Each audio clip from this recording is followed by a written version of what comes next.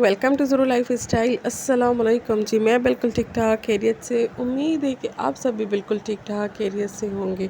चलिए जी, शुरू करते हैं अपना आज का व्लॉग। तो यहाँ पर जी मैं सुबह से अपना व्लॉग स्टार्ट कर रही थी और यहाँ पर जी चल रही थी नाश्ते की तैयारी। तो नाश्ते के एहतमाम से तो आपको लग रहा होगा कि ये वीकेंड का नाश्ता बन रहा है। तो जी हाँ, ये वीकेंड का ही नाश्ता बन रहा है क्योंकि सारा वीक बच्चे स्कूल जाते हैं, तो हम जैम ब्रेड या कुछ ना कुछ ऐसी चीज़ें जो होती हैं अंग्रेज़ी टाइप वही दे देते हैं, जल्दी से बन जाती हैं और बच्चे भी स्कूल मज़े से लेके चले जाते हैं। तो कभी कभी जब बच्चे घर में होते हैं वीकेंड पे, तो ऐसी चीज़ें उनको देना को दिल करता है जो हेल्दी भी हो और उनको भी पसंद आए। तो यहाँ पर जी बस मैं पराठा बना रही थी और ये मेरे पास जो घी मैंने निकाला हुआ था दूध की मलाई में से घर में, वही मेरे पास घी पड़ा हुआ था। तो बस मैंने सेंटर में भी वही ऐड कर दिया था पराठे के, क्योंकि इससे और ज़्यादा क्रिस्पी और अच्छा पराठा बनता है। और यहाँ पर जी मैं स्क्वायर पराठा बना रही थी। लास्ट टाइम मैंने उसे को बना के दिया था तो उसे बहुत ही कोई अच्छा लगा था, तो उसने फिर से मुझे बोला था कि आज भी आपको स्क्वायर पराठा ही बनाए। तो इतना कोई परफेक्ट शेप तो नहीं बना, पर फिर भी मैंने ट्राई किया तो चलो अच्छा बन गया। और बस जी साथ में चाय भी मैंने रख दी थी बनने के लिए, क्योंकि भाई चाय के बिना तो कोई भी गुजारा ही नहीं। सुबह उठो, बड़ा सा कप पियो, तब जाके आंखें खुलती है, तब जाके कोई बात समझ में आती है।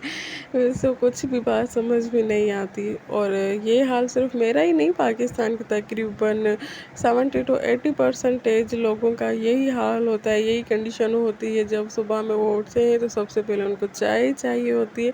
और कोई कोई तो इतने ज़्यादा शौकीन होते हैं कि सारा दिन उनको चाय चाहिए होती है। मैं तो इतनी ज़्यादा कोई नहीं हूँ, बस एक दफ़ा सुबह में मिल जाए बड़ा सा कप और एक दफ़ा शाम में मिल जाए तो बस सारा डोज हमारा कंप्लीट हो जाता है और दिमाग अच्छे से चलना स्टार्ट हो जाता है। और यहाँ जी देखिए हमारा पराठा भी हो गया था रेडी। कितना सॉफ्ट और क्रिस्पी बना था। मुझे हार्ड वाले जो क्रिस्पी होते हैं वो इतना ज़्यादा अच्छे नहीं लगते, थोड़े से सॉफ्ट भी हो और क्रिस्पी भी हो। अंदर मैंने इसे घी लगाया था, इस वजह से ये सॉफ्ट हो गया। ऊपर से लगाया तो थोड़ा बहुत क्रिस्पी हो गया। तो यहाँ जी मैं एग भी फ्राई कर रही थी बच्चों के लिए, क्योंकि बच्चे एग के साथ ही पराठा इंजॉय करेंगे और मैं चाय के साथ इंजॉय करूँगी। एग भी हो गया था फ्राई। उसके बाद जी हमारा हो गया था ब्रेकफास्ट रेडी। मैंने बस सर्व कर दिया था। उसके बाद जी सबसे इम्पोर्टेंट चीज़ मेरे लिए तो चाय। तो अभी भी मैं जब वॉइस ओवर कर रही हूँ तो चाय की मुझे क्रेविंग सी हो रही है देख के, क्योंकि मौसम चेंज होता है, थोड़ी बहुत ठंड आती है तो और ज़्यादा चाय हमें अट्रैक्ट करती है। हालांकि इतनी ज़्यादा पी तो नहीं जाती, बट सर्दियों में मूड होता है, अगर बहुत ज़्यादा ठंड पड़ जाती है तो कभी ना कभी हम कहते हैं कि चलो दोपहर के टाइम पी लें। तो बस सर्दियों का यही मौसम होता है और सर्दियों के मौसम को एंजॉय करने के लिए सबसे अहम चीज़ हमारे पास जो होनी चाहिए, गैस, वो ही नहीं होती। तो इस वजह से अभी सर्दियाँ भी थोड़ी कम ही अच्छी लगती है मुझे। तो यहाँ जी मैं ब्रेकफास्ट से फ्री होकर किचन में आ गई थी और यहाँ पर अपना स्टोव साफ़ कर रही थी। और ये इतना कोई मेसी नहीं होता। मेन रीज़न आपको मैं बता रही हूँ, क्योंकि अभी मैंने आपसे डिस्कस किया कि गैस ही नहीं होती। तो मुझे इतना कोई गुस्सा आ रहा होता है जब कोई भी कुकिंग करे बंदा, तो गैस ही नहीं आ रही होती। जितना हम राइस को दम लगाते हैं उतनी गैस आ रही होती है। तो मुझे कोई इतना गुस्सा चढ़ रहा होता है कि उस आग पे हम क्या बनाएं क्या खाएं। तो समटाइम्स खाने को भी लेट हो जाता है।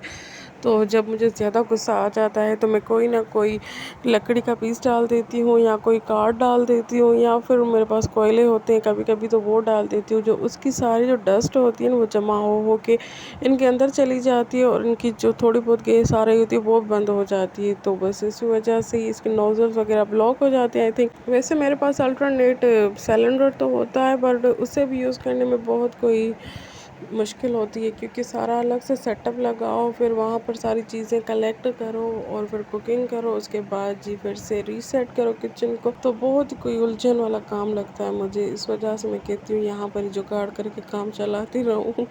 तो स्टोव का तो बड़ा गर्म हो जाता है, पर फिर भी क्या करें, काम चलाना है तो बस चल रहा है। जब से बिल्कुल ही बंद हो जाती है फिर तो मुझे ज़रूरी सिलेंडर निकालना पड़ेगा और वहीं पे करनी होगी कुकिंग। यहाँ जी मेरे पास थोड़ी बहुत गैस मौजूद थी तो मैंने बिरयानी भी रेडी कर दी थी, क्योंकि गैस इसी टाइम होती है, तो बस मैंने जल्दी से यहाँ पर बिरयानी रेडी करके रख दी थी। जब खानी होगी तो ओवन में गर्म करके खा लेंगे, क्योंकि आजकल के जो हालात चल रहे हैं कि गैस बिल्कुल ही आती ही नहीं है। तो इस हालात में अगर घर में कुछ बना हुआ खाने के लिए वो ही बड़ी बात होती है, गनीमत समझी जाती है।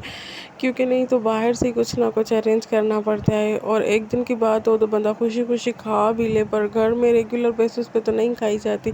तो बस मैं ज़्यादा यही प्रेफर करती हूँ कि जिस टाइम गैस आए उस टाइम मैं सालन बना दूँ, जिस टाइम गैस हो उस टाइम मैं रोटी बना के रख दूँ। फिर जो गर्म करने का प्रोसेस होता है वो तो बंदा जैसे तैसे मैनेज कर लेता है ओवन में डाल के। बाकी अगर बनी ही नहीं हो तो उसमें और ज़्यादा टेंशन की बात हो जाती है। तो मेरा तो सारा विंटर ऐसी गुजरता है, और बस जी ये जो सारी बातें होती हैं इसी का नाम ही ज़िंदगी होता है। फॉर अ टाइम बिंग आती हैं मुश्किलातें, उसके बाद जी आसानी भी ज़रूर अल्लाह पाक हमारे लिए पैदा करता है। तो हर चीज़ का अल्टरनेट होता है, ये तो बस कहने की बात है। और बस इन्हीं से ही ज़िंदगी का असल मज़ा होता है। अल्लाह पाक हम सब पे अपना रहम और करम फरमाए, आमीन सुम आमीन। आपसे बातों बातों में यहाँ पर जी मेरा रायता भी हो गया था रेडी। तो यहाँ पर जस्ट मैंने कुकम्बर और हरी मिर्च ऐड कर ली थी। उसके बाद जी मैंने इसमें एक क्यूब भी ऐड कर लिया था हरी चटनी वाला। देन उसके बाद मैंने दही को अच्छे से बीट करके वो भी ऐड कर लिए थी। तो यहाँ पर जी बन गया था हमारा रायता। और मेरा आज का व्लॉग यहीं तक था। उम्मीद है कि आपको पसंद आया होगा। अगर पसंद आया हो तो प्लीज़ लाइक के बटन को ज़रूर प्रेस कीजिए। मिलते हैं जी नेक्स्ट व्लॉग में, तब तक के लिए अल्लाह हाफ़िज़। दुआ में याद रखिएगा, चैनल को लाइक शेयर सब्सक्राइब करना ना भूलिएगा।